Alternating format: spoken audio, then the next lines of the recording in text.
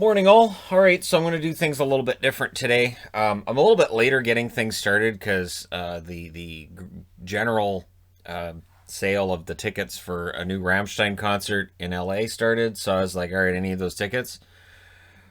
What a hassle. Anyways, yeah, giant hassle. But now, in September of next year, because they moved the concert back, my wife and I are going to see Rammstein 2 nights in a row.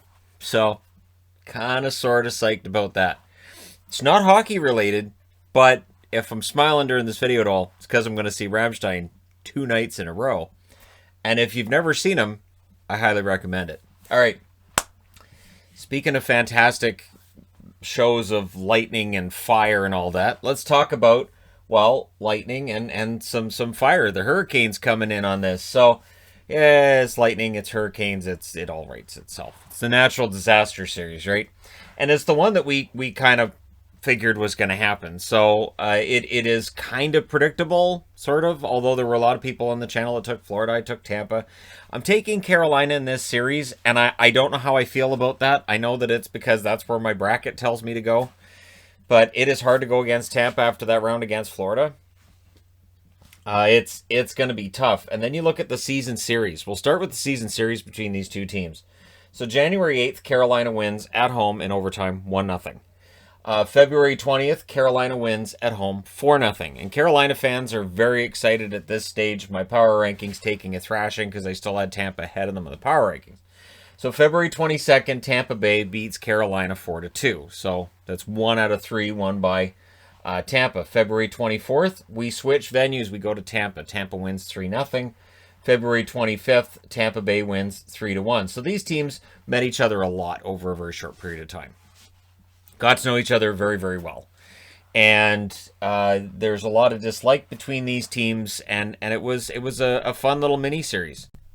But the general picture you got out of the series was these teams are close. March 27th, Carolina wins at home against Tampa 4-3. April 19th, Tampa Bay wins at home against Carolina 3-2 in overtime. And April 20th, the next night, Carolina beats Tampa Bay 4-1. So Tampa Bay was kind of backing into the playoffs. Then they get Kucherov and Stamkos back. So, right? So how did we get here in terms of these guys getting out of the first round? Well, of course, for Carolina, they win it in 6 over Nashville. They won games 1 and 2 at home. They lost games 3 and 4 on the road, both of those in double overtime. Games 5 and 6, they win both of those in overtime as well.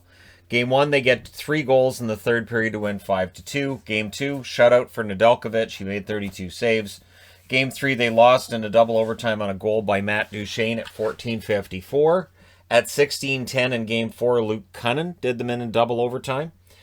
Game 5, in overtime, it was Jordan Staal at 2 minutes and 3 seconds. And, of course, last night, 4-3 in overtime, Aho with the goal at 1 minute and 6 seconds. And it was just face-off and done. So, yeah, the way that Carolina gets here is impressive. How did Tampa get here? Also impressive. Against the Florida Panthers, they won game 1.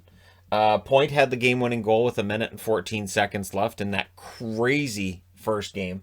Second game, Tampa Bay wins 3-1. Vasilevsky makes 32 saves in that game. They lost game 3, 6-5 in overtime. Lomberg scores the overtime winner at 5:56 for Florida. So the first overtime goal scored in the Battle of Florida belongs to Ryan Lomberg. Game 4, they won that 6-2. It was 3-1 after 1, 5-2 after 2. Not really any tension in that one. Game 5, Spencer Knight comes in and becomes a hero, and Tampa Bay loses that game 4-1 with Knight making 36 saves after allowing a goal on his first shot faced. And then in Game 6, of course, they win 4-0. It's a shutout for Vasilevsky, and he makes 29 saves there. So overall, both of these teams get here in a similar fashion, and these were the teams that we kind of expected to be here. Again, there was a lot of people who felt Florida had a good chance, but Florida's Florida. Winning in the playoffs can be tough. So if we look at the scoring lists, Aho, the leading scorer, 5 goals, 2 assists in 6 games for Carolina in that first round. And if you're Tampa, you have to stop Sebastian Aho, which is easier than it sounds, or harder than it sounds. Marty Necas, 6 games, 2 goals, 3 assists, 5 points. Excellent series by him. And Jordan Staal continues to turn back the clock with 4 goals and an assist in 6 games for Carolina. Really fantastic series for him.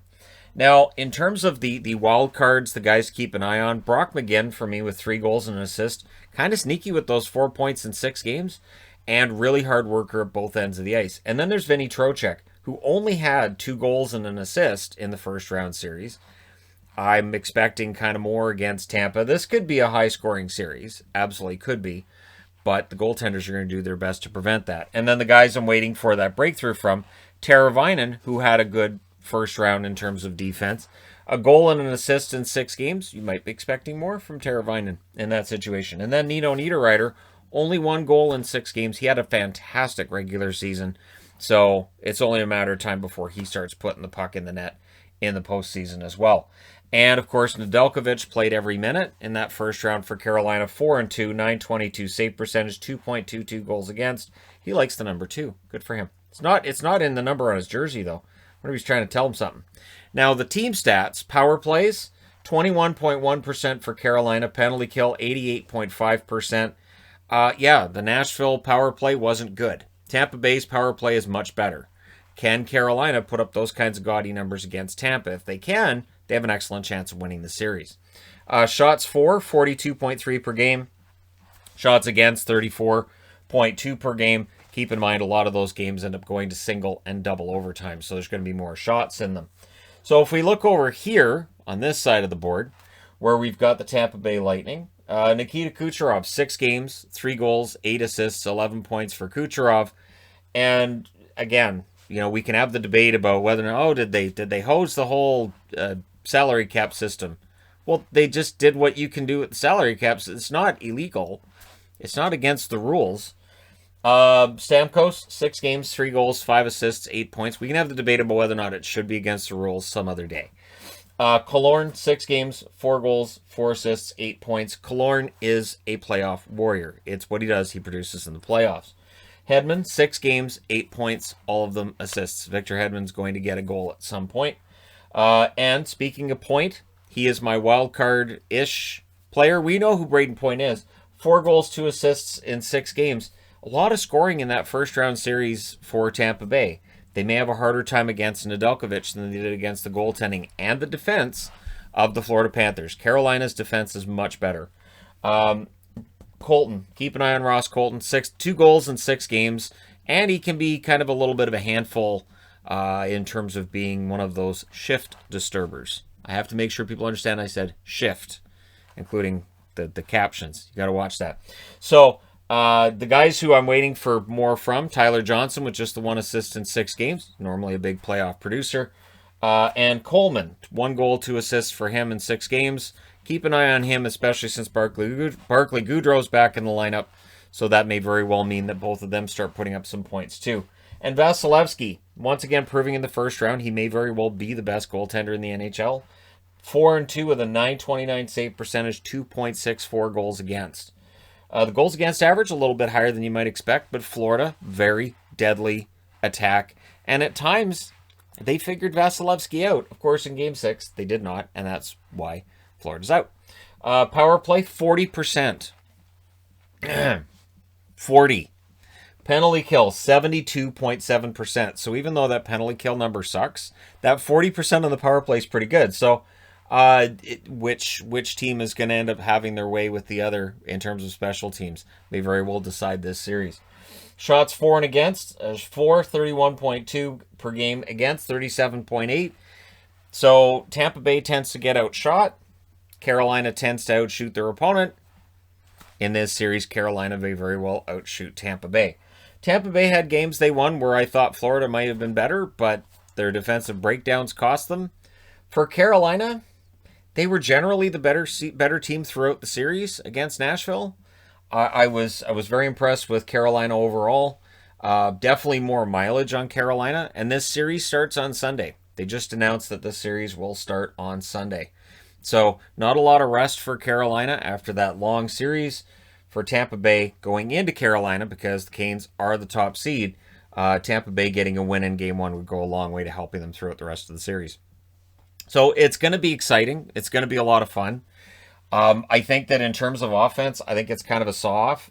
The blue line, I kind of give an edge to Carolina there. Goaltending, I give an edge to Tampa Bay.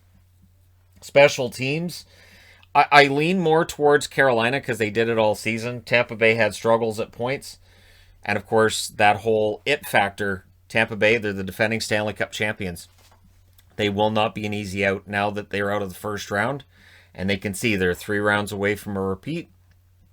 It's going to be tough to get them out. But I'm taking Carolina. I like Carolina's chances, but it is one of those just barely's. So, who do you think wins this series? Let me know in the comment section below. Don't forget to hit like and subscribe if you're browsing your way through. You just happened upon this video. Thank you guys so much for watching, for all your support. And hey, I will talk to you again soon.